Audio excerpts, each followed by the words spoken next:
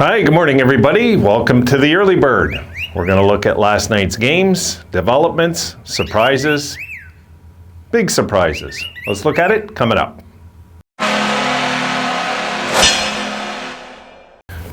Okay, let's take a look at this. I got to get into this. I'm running a little late today, folks. So I'll try to get this video up ASAP. Let's go right into it.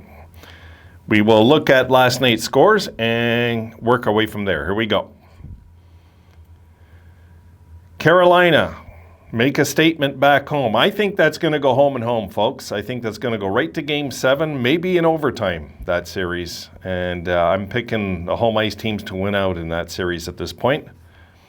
Toronto, shock Tampa, come back in this game from a 2-0 deficit and actually rally in the third and look good doing it. Toronto's biggest playoff win, I would say, in the young lives of some of those players for sure. Probably the biggest playoff win in Toronto in a decade, really. I mean, at least. They haven't won a first round, right, in 18 years. So this might be the biggest win in 2 decades for that team. Next one, St. Louis at Mini. St. Louis make a statement that they're going to go back home trying to wrap it up now. It was a really close game, and then St. Louis just kind of blew it open. And the last game, LA wins in Edmonton in overtime, which I thought was the most exciting game of all of them, was this one. So was the Toronto game, though. The Toronto game was really fun to watch, too. So the LA game was really big, and the Toronto game was really big also for entertainment value, that is. Although I like watching all the playoffs, guys. I like, but for me, I like the real overtime, not the fake overtimes that we do in this regular season thing, those 3-on-3 fake overtimes. I can't stand them. But the real overtime, this is why I want to see overtime wiped out of regular season, but that's just me. Okay. Let's go in. We're starting the East as usual, and we will start with Boston at Carolina. Here we go. And let me open it. Here we go. All right, Hurricanes cruise past Bruins in Game 5, and they lead the series. The numbers. The shots on goal, you can see 34-38, close. Boston had an edge in the faceoffs at 54% to 46, but they went 0 for 3 on the power play, which might have did them in. Hurricanes went 2 for 5.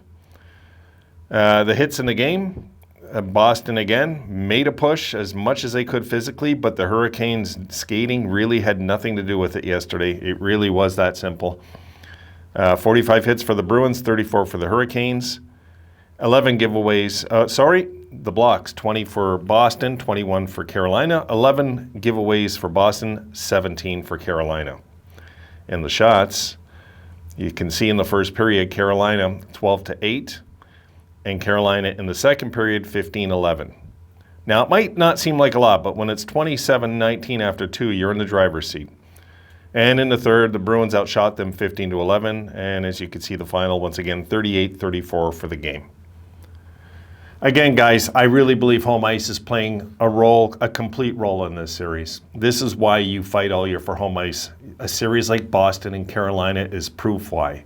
Now, does that happen in every series? No, there's too much parity in the league. You get the home ice really in case of a Game 7. Back in the 70s, what's happening with Boston here and Carolina is kind of normal. It was, like home ice was that important back in the day. But now, no. No, it's for Game 7. All right. Now, who do we have next? We have Tampa at Toronto. Here we go. Matthews Maple Leafs defeat Lightning in Game 5, take series lead. And the numbers. Shots on goal, 35-25 for Tampa in the game. But look at the faceoffs, 38% to 62. They each got a power play goal. Tampa 1 for 5. Maple Leafs 1 for 6. The hits 41-31. But Toronto were in that game physically, anybody that's seen it. Blocks were 16-7 for Tampa. And that tells you how they were rushing them and how many times they had to stop them. This Toronto team was skating yesterday. Giveaways 6 apiece. Shots. First period, look at that. Tampa 14-4. Toronto turned the table to a degree in the second period, 14-9. But it was that third period. It doesn't tell you really there how that went. That third period, Toronto were buzzing again. Anyway, but Tampa outshot them 12-7, 35-25 for the game. Now, Leafs fans must be in their glory today. They are in their glory, so for you Leaf haters, stay away. Stay away from their lounges because it's just going to ruin your day. They're going to be talking Stanley Cup and everything, as you know. But Toronto were well deserving of winning this game. I mean, really, they came back on the champions, on their home ice, under all the pressure, all the scrutiny of the history, of the chokes in the first round, all of it. And their kids yesterday prevailed. So we shall see, okay? We shall see. They're getting the goaltending now. Campbell looked good, so we shall see how they settle into the rest of the series to close it out. We'll see. This is really the biggest win for the Maple Leafs in 20 years coming up if they can get it in the next two games. All right? Moving along. We are going now, folks. Drum roll? Nah, no drum roll. Let's just get over there. St. Louis at Mini. Here we go. Tarasenko, Blues pull away from Wild in Game 5, take series lead. The numbers, besides Tarasenko, who had a big night, 32-32 shots on goal. That's about right. The faceoffs, look at that, 50-50. The Blues 1 for 2 on the power play. The Wild were 2 for 2. The hits, very light, 19-25. The Blues had 19. The Wild had 25. If the Wild are going to play like that, they're not going to prevail. They've got to get more into this game physically. They just do. They do. 25 hits won't cut it right now. If they would have threw 45, they might have won this game. You never know.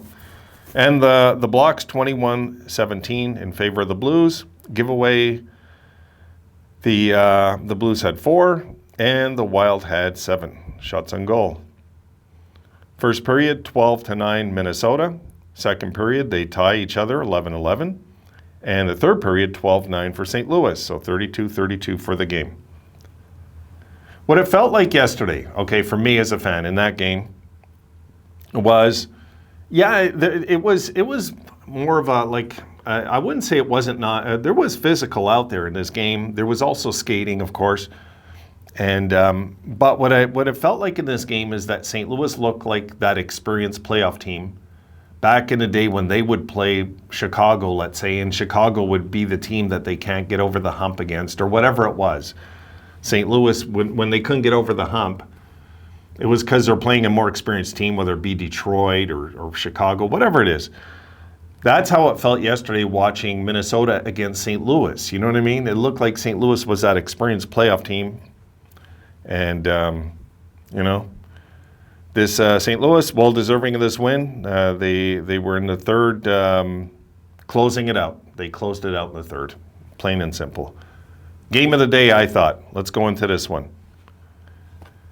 Kempe, Kings defeat Oilers in overtime. Game 5 takes series lead. The numbers. The Kings outshoot them 43-28. And yes, folks, it looked like they did if you watched the game. It did.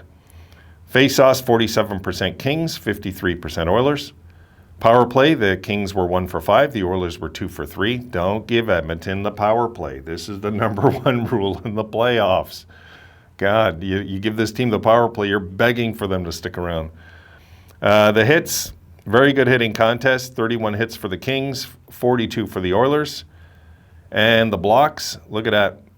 The Kings had to block 30 times. But I wouldn't say had to, you know what I mean? There's those desperation blocks and then there's those smart blocks. So blocking's a funny statistic sometimes, but the Oilers were skating good in certain points of this game. So 30 blocks for the Kings, 15 for the Oilers. Giveaways, 12 for the Kings, 21 for the Oilers. And now, the shots. The Kings outshoot them 16-5 in the first. Then it's 9-9 in the second. And the Kings outshoot them 16-14 in the third. But the Oilers rally late, and their superstars get it done where McDavid scored and Draisaitl got a few. And they rally in that game. They go to overtime. Edmonton don't get a sniff. I don't even think they got to center ice in that overtime. It was all in the Edmonton zone. 2-0 shots on goal, 43-28. And the Kings score early in the overtime to win. So yeah, if you're going to look at, if I'm going to break this down really quick, guys, because I don't want to drag it out. I got to get about my day. Carolina and Boston, I think that's going to be home ice. I just do. I think that's a home ice series. Carolina came out steamrolling, and the Bruins just couldn't put out the fire from that point on. Really, they came out on fire, and that was it. That Carolina team has potential to go all the way. They really do. Toronto and Tampa. Toronto now officially, okay, have their most important playoff game in 20 years it is, let's say, or 18 years. Next game. And Toronto is going to show us if they have a killer instinct or not. That's what we're going to see with the Leafs next game. Do they have a killer instinct, this team? We'll see. St. Louis at Mini, I'm wondering if Mini's just out of gas already. And Fleury has to pick it up. Fleury has to steal a game for Minnesota to make them feel like they're going to win this series. If Fleury can elevate his game like we know he can, maybe if he was in his 20s, I'd doubt him. But in his 30s, I don't doubt Fleury. So if Fleury can go into St. Louis next game, steal that game, going back to Minnesota, he'll be feeling good about his game, and the Wild will be feeling good in Game 7 in home ice. We'll see there. And LA and Edmonton is just nuts. That's probably going to be Edmonton in overtime next game, folks. Then it's going to go to Game 7 in overtime. That's a crazy series.